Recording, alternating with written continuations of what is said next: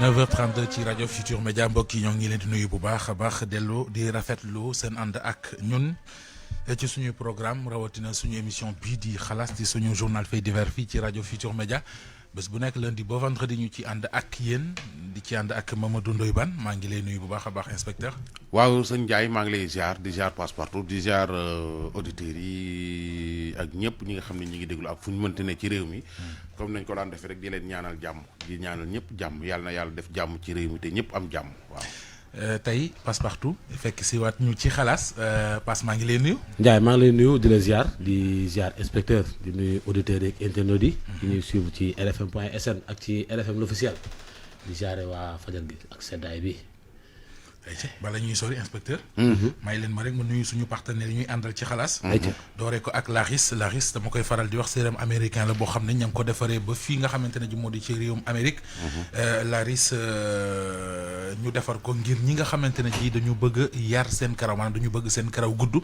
wala ñi nga xam ne dañu leel te bëgg a tàggoo ak moom muy góor di jigéen kum ci mën di doon utiliser le sérum américain bii di Laris nga xamante ne ji dañu ko defar ci laboratoire américain ay biochimiste yu xarañ certifié ko ba noppi nag produit la boo xam ne dañ ko enrichir ci wàllu biotine xam ne dafay ànd ak day vitamine bu am solo ci luy sëqal karaw mais également lu koy dundal moom lañ leen indil fii ci réew mi ngir lu leen noppal Laris sérum américain bi ku ko bëgg fii nii ci Sénégal marché Sandaga nga ko mën a amee ci Lay cosmétique mi ngi marché Sandaga 77 656 98 77 656 98 moom ngeen mën a jotee kii di Lay cosmétique ngir mën a am ci produit bu baax boobee di Laris beneen partenaire bu ñuy àndal ci xalaas moo di Promobile suñu moomeel Promobile puce mbégte nga xamante ne ji puce bi 1000 francs lay jar mais li ci gën a neex mooy xéwal gi am tax na boo jëndee puce bi 1000 francs am nga crédit 5000 ci biir puce bi da nga am également 750 mo internet ngay mën di connecté wu fu la neex la vraie 4G partout foo mën di dem ci réew mi ak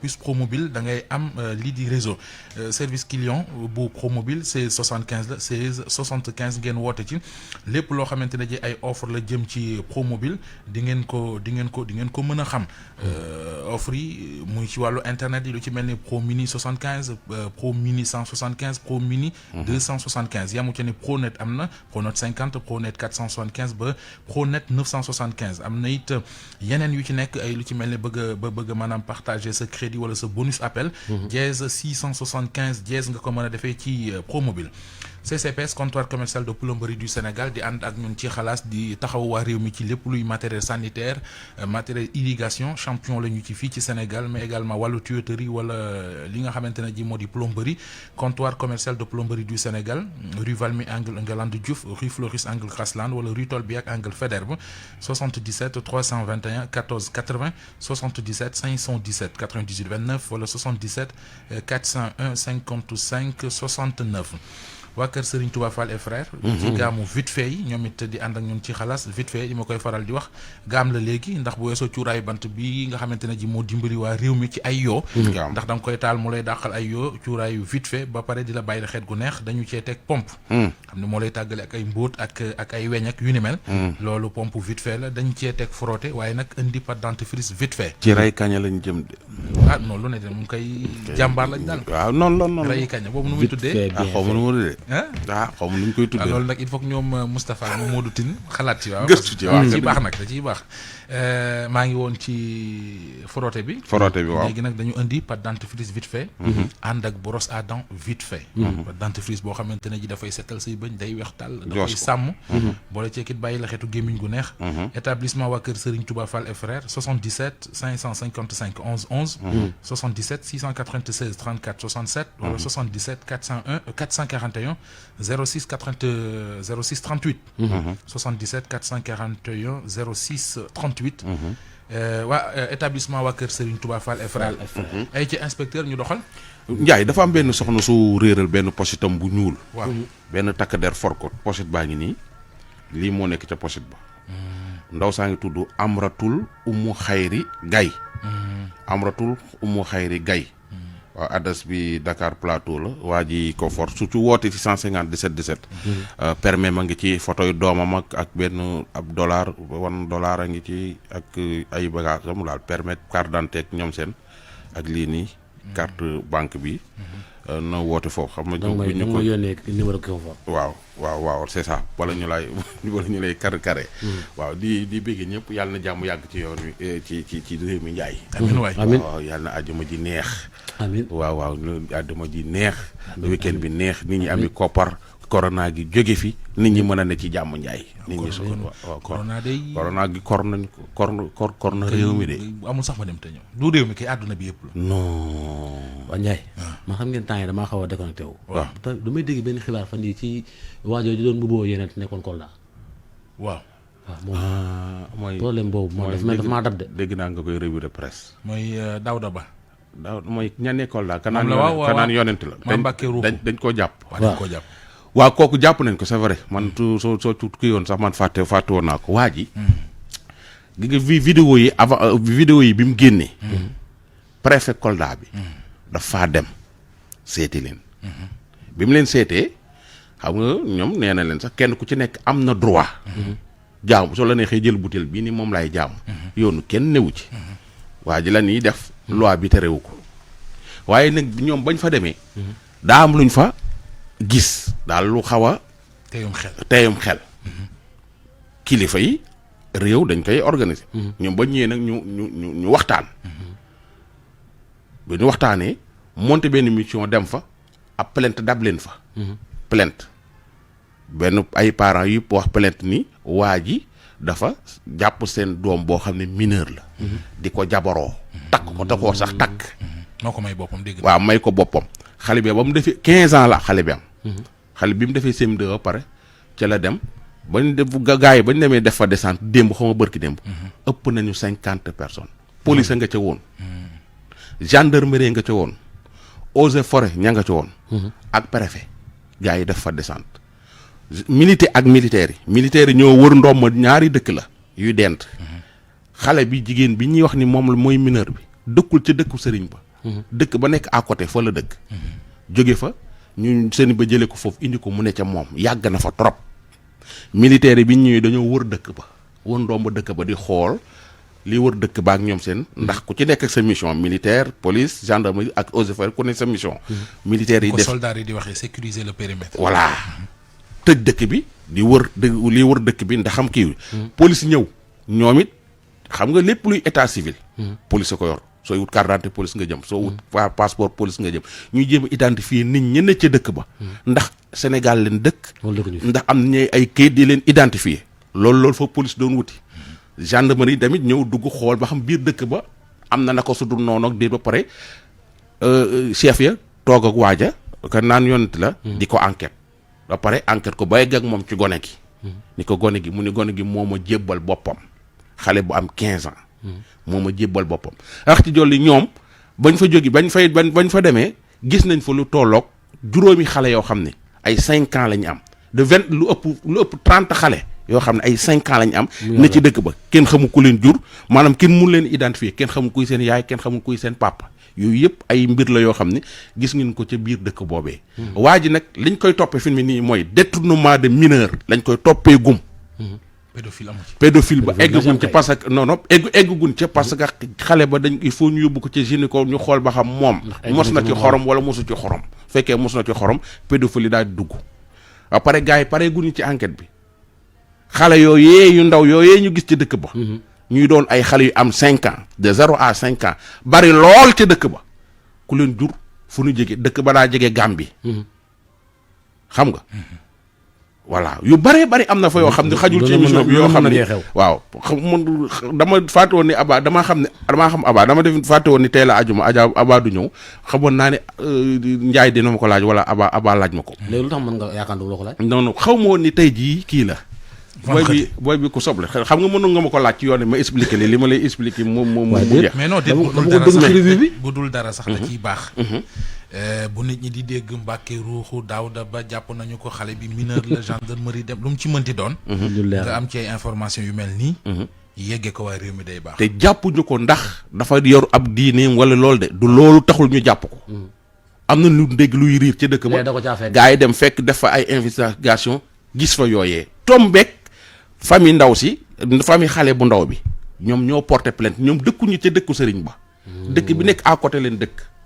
fa la xale bu dëkk xale ba nag mook waaja voilà comme waaji muy jëkkëram rek. waajooju lañu wax ne moo rey bàyyam pour leer defe naa keneen ci ñoom la de waaw ci ñoom la jaaw dàpp dégg na xaw ma ndax noonu la demee déet mais dégg nañ ko daal ba mu amoon ay coow mais li tax daal police gendarmerie armée ak eaux et forêt soo eaux et forêt dem dañuy dem ba xam nekk ñu di góor àll ba ak ñoom seen ku ci nekk ak sa mission police gendarmerie armée mooy grande offensive voilà c'est ça loolu leer na voilà loolu dinañ ci ñëwaat sax parce que ñu ngi koy suivre de près yow man dégguma la nga wax ci policier bi ñu rajee wala boobu amagoo ci xibaar. policier bi ñu rajee comme niñ ko nit ñi déggee rek. D'accord ni ko nit ñi déggee daal noonu laa ko déggee géegi daal ñu rajee nañ ko mais man xam nga Sénégal dafa doon dëkk boo xam dafa naqaree waxee. soo waxee lii ñu ne la lee. nga wax lee ku nekk nopp bi la nga wax lee ñun la lee. ku ci nekk nag na gëm nga waaye mbub moo xam ne moo ko soñ la ko solalee da ngay xool fi ngay toog. loolu laa am lu ma ciy wax. man nag li ma jàpp mooy moo tooñ. dama ni moom laa àndal nag. waaw. waaw moom laa faral. waaw waaye moo tooñ. waaw tax mu tooñ. waaw boo demee kër Ndoye Bane mu ne bu fi kenn def tànki neen. ak lu mën di xew. boo nar a def tànki neen génnal kër ga. loolu kon tooñ baa loolu dëgg la tax ma ànd ak moom nag maa ko xam. voilà loolu taalib ci sori voilà taalib bi la gi la taalib gi la ñun ñun ñëpp ay taalib bi lañ waaye nag mbub moo xam daal dañ la ko solal te moomoo ko sooy toog da nga xam war a xam fi ngay toog ndax mbuum mi nga sol moomoo ko soo simbee mbuum mi nag loolu la ci neex defal loolu de am na waaw loolu laa laaj ak taalibe sax dafay ànd akum xel voilà c'est ça waaw Serigne Touba nee na ku ma tuddee fuñ may xeebe tooñ nga ma voilà waaw dé ñu doxal jaajëf gile mii lu mu def yow Gile Cuun dafa am benn waay bu ñuy wax Cheikh Yaya Ba dafa réeral carte d'identité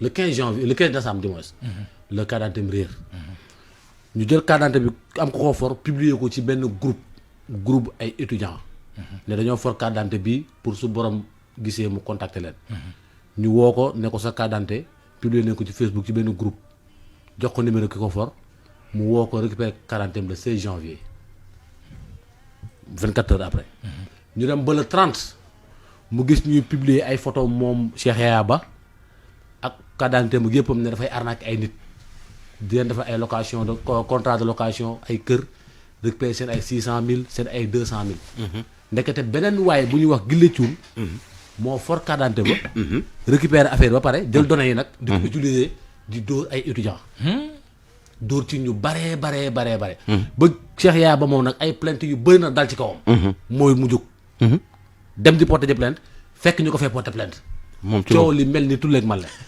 déglu jox ñu alors man maa ngi tudd El Hadj Yaya Ba am kenn ku nga xamee ne moo nekk ci dëkk bi mi ngi tudd Gile Cuun saay la parce que dafay utiliser sama identité usurpation d'identité lay def di ma mbubboo dugg ci dëkk bi di arnaquer population bi. lan ngay seetaan ba ñu utiliser tur pour arnaquer la.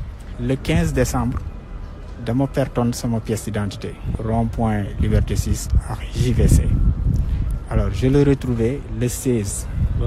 le lendemain donc jotuma woon def déclaration de perte. ay nit ñoo ma woo ñu ne ma sa pièce d'identité publier nañ ko sur Facebook waaye ki ko publier def na ci contact am numéro téléphone am mu ne pour que nga woo ko ci mu am 2 autres personnes yu ma woo wax ma ko kenn ki defal ma une capture envoyé ma ko sur WhatsApp man sax je me suis pas rendu compte que dama sama pièce d'identité dafa réer boobu laa ko xamee automatiquement bi ma jotee information boobu j'ai appelé sur le contact bi ñu bàyyi ci kii bi ci Facebook bi ma jotee waa ji nga xamante ne moom moo yor pièce bi mu ne ma dafay liggéey naa ko woo en fin de journée alors waa ji je l'ai rappelé on s'est donné rendez-vous Mermoz wetu kër Cheikh Béthio juste en face clinique cardio bi mu delloo ma sama pièce d'identité mu remercier ko ma jël oto ma dem il faisait 21 heures.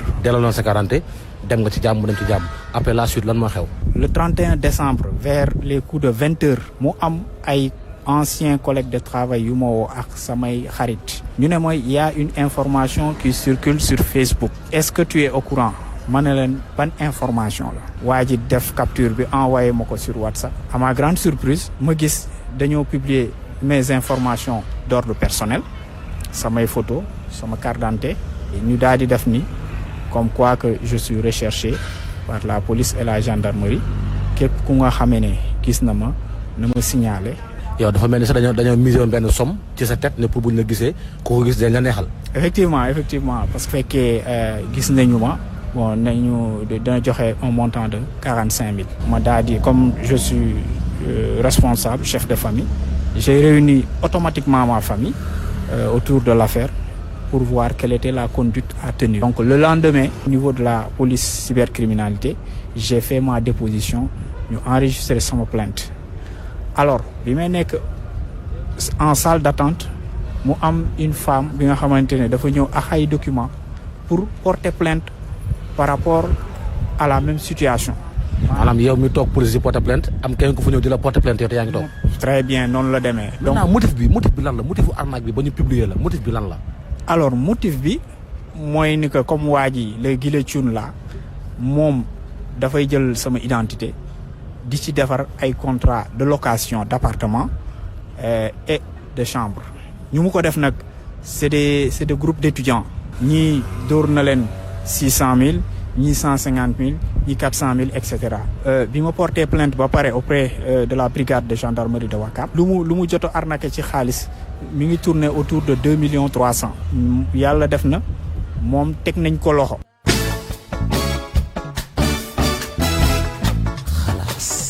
dégg nga nee nañu waa ji teg nañ ko loxo. waaw teg nañ ko loxo. waaw ci léegi nuñ ko jàppee. léegi li nga xam ne moom moo yóbbu affaire bi gendarmerie Ouakam. waaw mooy ñi bëri ñi nga xam ne ñoom la encaissé seen xaalis Ouakam lañ dëkk. gendarmerie Ouakam la. waaw sama gars yi la. waa ji dem na cybercriminalité dem na DIC. dem na police jëppal. mais bi famille defee plainte collectif yóbbu ko gendarmerie Ouakam à travers commandante ñu koy féliciter de passage mu def ci ay pexem nag moom def ci ay pexem ba teg loxo waa ji moom Guilé Thioune bii nii. déglu Guilé Thioune. J'ai saisi les étudiants yi nga xamante ne ñoo nekkoon les victimes parce que bi ñu xamee au début ñoom dañu yaakaaroon ni man la mais bi ñu demee ba kii commissariat ak gendarmerie ñoom bi ñu ma gisee physiquement ils ont compris que c'était pas à moi qu'ils avaient remis seen xaalis dafa amoon keneen ku nga xamante ne moom la ñuy joxoon seen xaalis. ensemble ñu defaat une autre plainte collective. aji bi ngeen koy jàpp na ngeen ko jàppee du moment que moom yow mosuloo koo gis xamuloo ko doon na utiliser say pièces certes mais xamuloo ko ban yoon ngeen jaar ba jàpp ko. une plainte au niveau collectif au niveau de la police cybercriminalité def une autre plainte auprès de la brigade de gendarmerie de Ouakam yàlla def nag bon résultat bi mooy ni que waa ji mujjee na ko teg loxo. je me suis présenté au niveau de la brigade. J'ai trouvé les étudiants gabonais yu ñu arnaqué woon. waa ji il était en garde à vue on devait normalement se retrouver devant le tribunal mais ce qui se passe est que waa ji il est relaxé. donc dañ ko bàyyi voilà. dañ ko bàyyi maintenant comme Sénégal état de droit lañ nekk nit ku nga xam ne def na lu toll usurpation d'identité ñu koy toppee faux et usage de faux. escroquerie.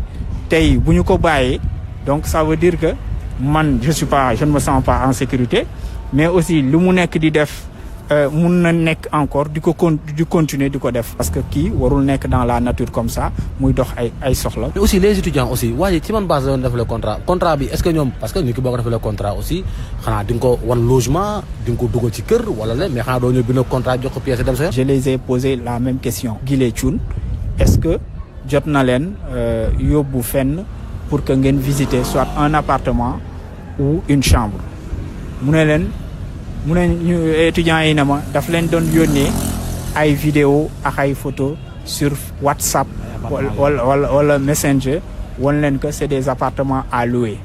am na kenn ki nga xamee ne sax kooku elle a été très vigilante. loolu la ko parce que nee na ma tase nañu fële au niveau de Blaise Diagne dem côté école nationale d'administration ba côté ministère de la construction mu won ko ni foofu lay liggéeyee mu won ko le modèle de contrat et ensuite mu laaj ko la caution kooku fay caution bi et bi mu fayee caution bi mu signaloo ko contrat bi jox ko rendez-vous ne ko à partir du 28 chambre bi nga xamee ne moom la ko war a jox chambre boobu moment boobu lay disponible parce que dafa amoon ñu ko occupé woon donc mënul woon def visite bi.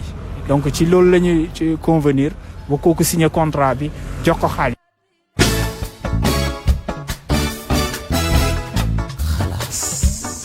ndax na gars yi daal ba lekk ci ñoom ay millions mais gars yi ci gelam lañ jaar ba jàpp ko parce que dañ ko wër ba sonn gisuñu ko gars yi gis ni am na ku mu doon benn gel bu mu doon yónnee xaalis ñu woo gel bi explique ko li waa ji def mu won leen yoonu mais bi mu nee ko gel bi mu nee ko dañ maa jàpp affaire yooyu nangam mën ko defal ma appel vidéo yooyu yëpp am ci defal ma lan localisation affaire yooyu gars yi dem ci beneen bërëb defal ko localisation mu dem fekk ko fa pour dem seeti gel bi ba xam mi ngi ci jàmm ci lañ ko gars yi jàppee enquête ko xool ni moom moo defi léegi nag moom da ngay dégg waaj naan dañ koo libéré kenn libéré wu ko temps yi dafa am ñun jàpp ñoo xam ne Covid bi moo tax ñun jàppoon ca piscine party ba Almadi da ci amoon ñoo xam ne da ci am Covid te ñooñ su leen boolee mën nañoo wàllante dañ leen a def quarantaine mais kenn libéré wu ko mi ngi ci loxoy yoon ba léegi pour war a mën a dalal xelu waa ji mi ngi ci loxoy yoon kenn libéré wu ko waaw ndaw si nag moom goroom moo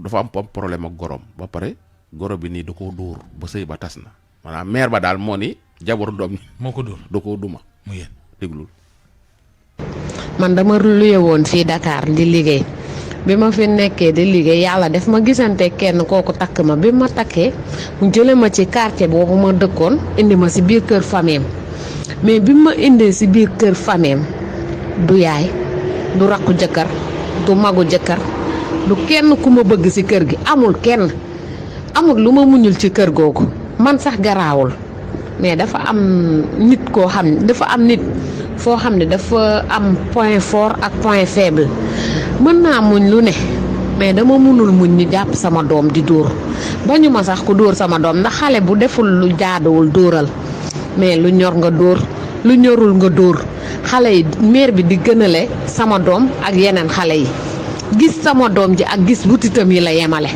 su ma demee liggéey bala maa wàcc damay fekk ñu jàpp sama doom bi torturer xale bi dañ kaa torturer ba xale bi commencé woon di yor yenn jikko yi yaa ngi dégg histoire bi nag li ko waral mooy ndaw si li mu wax nii rek ba ndoy baat ne am na mère yoo xam ne ñoo tas seen sëyu doom yi benn ci man mii toog sama goro xaw ma mu ngi may dégg xaw ma dégguma barke alxuraanu karim moo tas sama sëy bi sama doom bi ak sama doomu njëkk bi xeexee ba pare ma jàpp sama doom bi dóor yi ma dóor sama doom mu ne ma xanaa dóor yi ma dóor xale bi moo la metti ma ne ko waaw parce que ñaari xale bu ñuy xeex boole leen ñoom ñaar dóor mu ne dama kaa tontu li ma ko tontu waruma kaa tontu dama kaa tontu googu yemu ca de ne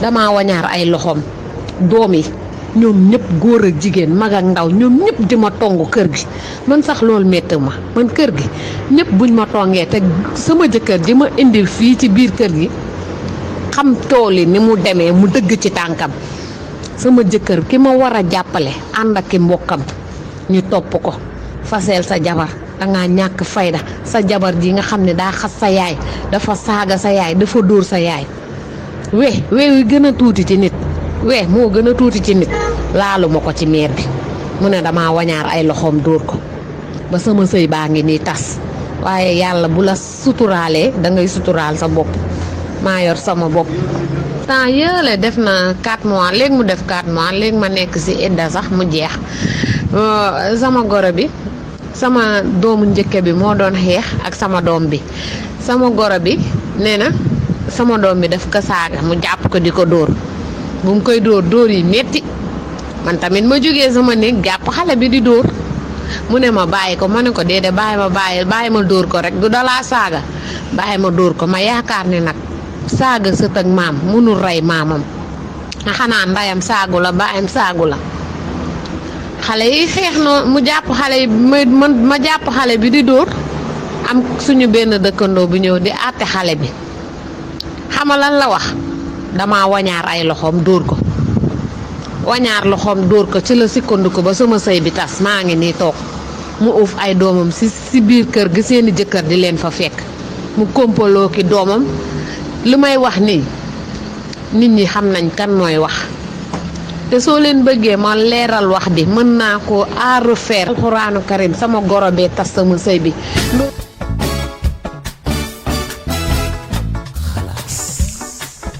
dégg nga. ñi ñan la association sopp na bi sa maire yi. non dañ koy bañ de. waaw ah.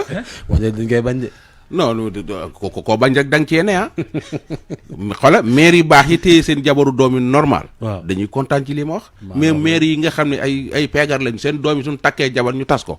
ñooy mer ci li ma wax. nañ bàyyi booy ñu sëy xale yi jigéen tamit nañ xam ni. seen yaay yi nañ leen jàppee comme seen yaay dañ bàyyi ci kër ga. seen goro yi. waa seen goro yi di waxtaan ak ñoom gis nga sa doom su takkee jabar indi ko ci kër gi da ngaa waroon nopp jabar ja di ko toppatoo. yamale koog sa doom ji génne kër gi sëyi mais problème bi nag ma ne li ma Mami Diop di wax maire yi ay télécommande lañu. télécommande su amul batterie du dox ñan ñooy batterie yi. njëkk yi ak frère jëkkër yi. ak frère yi jëkkër yi. am na ci ñu ay njëkk yu góor yoo xam ne ñoo gën yow sa jabaru frère luy soyoon ci moom. Mouhamed Ndiaye suñu bokkee ndey ak baay sama jabar nekk ci biir kër gi. yow luy soyoon ci moom yow koy li nga mën mooy. soo amee dara ñëw ay sama chéri di ko jàppale. waaye ay ñoo am nit ñoo xam ne ay seytaane lañu. surtout su waa ji nekkee bitim réew. bàyyi jabaram ci kër gi. bàyyi ñaari frère am ci kër gi ay wala ay sëram du am jàmm. pour la wala waa ji ëppale leen teraanga àdduna. waaw ñu commencé di ko gasal ay kàmb ak yu kenn xam. c'est pas sérieux. alors présidence jot na de. non jéeg ji commencé porter plainte seen goro yi. porter plainte sa goro. sa goro bu la wax rek ko porter ko plainte yóbbu ko police.